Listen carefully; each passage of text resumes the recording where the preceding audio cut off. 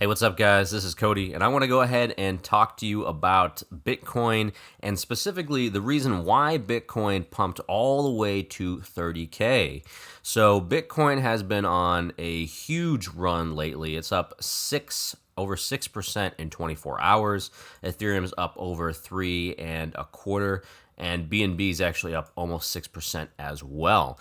And something very interesting happened with Bitcoin. And so I'm going to go ahead and go through chart TA here. And so first thing I want to cover is the fact that there's this massive wall of sellers that Bitcoin was having difficulty pushing above. So we have here multiple candles, multiple daily candles in which it pushed into this area, this giant wall of sellers here.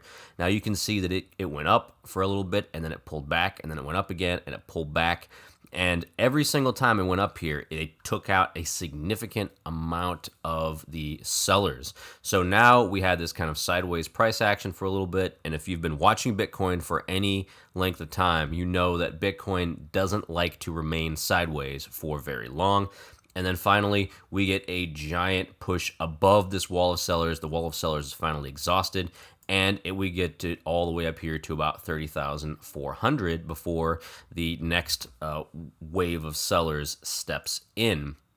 Now I'm going to go ahead and zoom in here, and I'm going to show you one of the reasons why Bitcoin pumped so heavily. So we go all the way back here. I have the minute chart up here.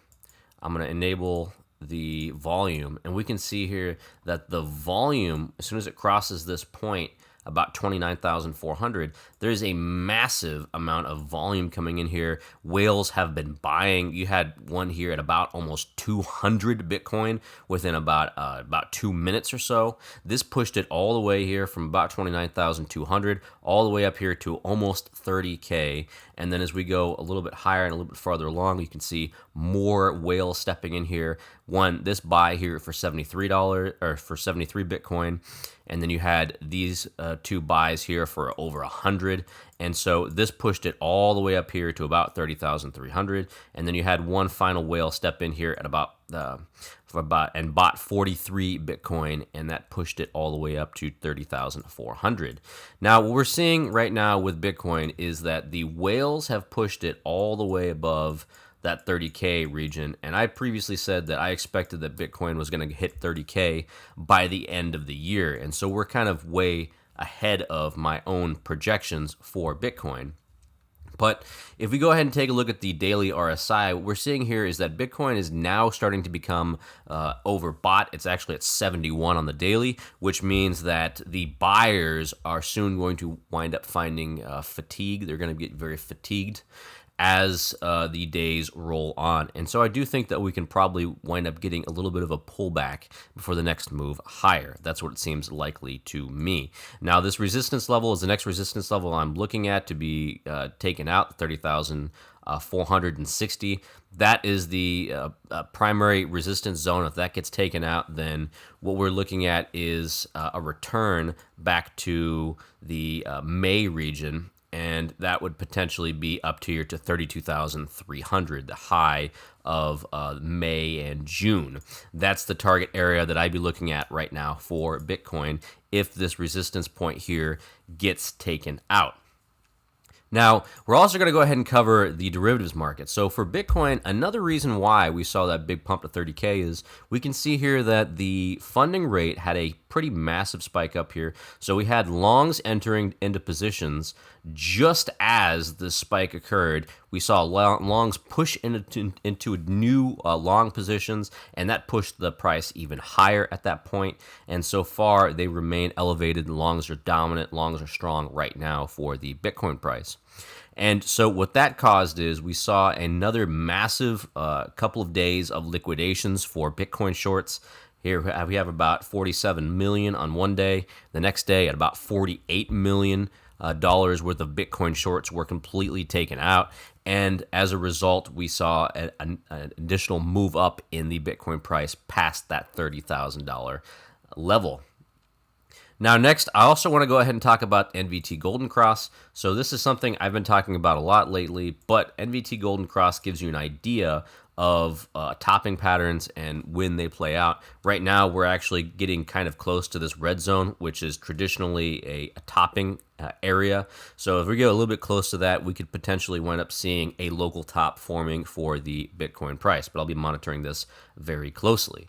Now, we also need to talk about the Bitcoin spent output profit ratio. And again, the SOPR level. SOPR level right now has been holding steadily above this dotted line, steadily above that one level. That is specifically for profitability. So as it holds above that one level, you see that most of the sellers are actually in profit, which is something we need to see for the bull market. Now, I think right now with Bitcoin that we're not quite in a bull market just yet, but we are definitely not in a bear market. And so I'm going to be monitoring this, and I'm going to try to figure out when exactly we're in a bull market, but I don't believe we're in one just yet. Now, I also want to go ahead and cover Ethereum. So Ethereum also had a pretty big move up today. We've seen it come up and touch the resistance point here at about 1940. And so previously it pushed above the last resistance point we had here at about 1900. So I think what's going to happen right now for Ethereum is it's going to come back up here. It's going to push above this resistance level, and then it's going to go retest that 2000 level that we saw it where it went back in August. Now, it's not overbought just yet. It's at about 64, so it does have some room to run a little bit higher. And I do think Ethereum is going to wind up getting to that $2,000 level. It'll probably get rejected and come back down again, but this is definitely a step in the right direction for Ethereum, especially if you're bullish on these price action. And then finally, BNB also had a bit of a move up today, like I said earlier, and it's challenging resistance right now at 342, but it has not gotten there just yet. It's at 333. It's stalled out, and we'll see if it can push for that resistance level and push higher after that point. But for now, it looks like it's kind of stalled out a little bit here at 333. Okay, now there's something very important going on later on in the week, and that is something I mentioned earlier when I said on Wednesday what we're going to be getting here is the core CPI year over year. So what that means is that we're going to wind up getting a significant amount of volatility on Wednesday when this core CPI year-over-year number is released. They're expecting it's going to come in at 6%, and if it winds up coming in higher than 6%, we could actually wind up seeing Bitcoin and crypto give away a significant amount of their gains, because that means the Fed has to raise rates, which is not good for Bitcoin. It's not good for crypto. Or if it actually comes in under 6%, we could see that potential rally. Ethereum up to 2,000, Bitcoin up to 3,200, 32,000. That'd be a huge bullish sign. And I do believe that we're going to wind up getting lower and CPI prints in the future, because I do believe that inflation is coming down. I previously made a post about Trueflation. If you guys are curious, Trueflation has us at about 4% or so. But we're going to go ahead and assume that the CPI reading that the Fed is going to give out is not taking that into account. But just something to think about here. And I do believe that once we get the CPI number, then we will wind up seeing a big move either way in the crypto prices. So watch out for that on Wednesday. Now, Thursday, you also have the core PPI as well, the producer price index. That's also going to be coming out, and that could also move the market as well. So Wednesday and Thursday are going to be incredibly volatile days for both the stock market and for crypto. So just make sure you guys keep that in mind. All right, so that's all I've got for you guys today. Let me know if you guys enjoyed this content. What do you want to see? If you want me to take a look at some charts and give you an idea of support and resistance levels, or if there's a specific coin you want me to look at, I greatly appreciate that. Thank you very much, and I will catch you guys in the next video.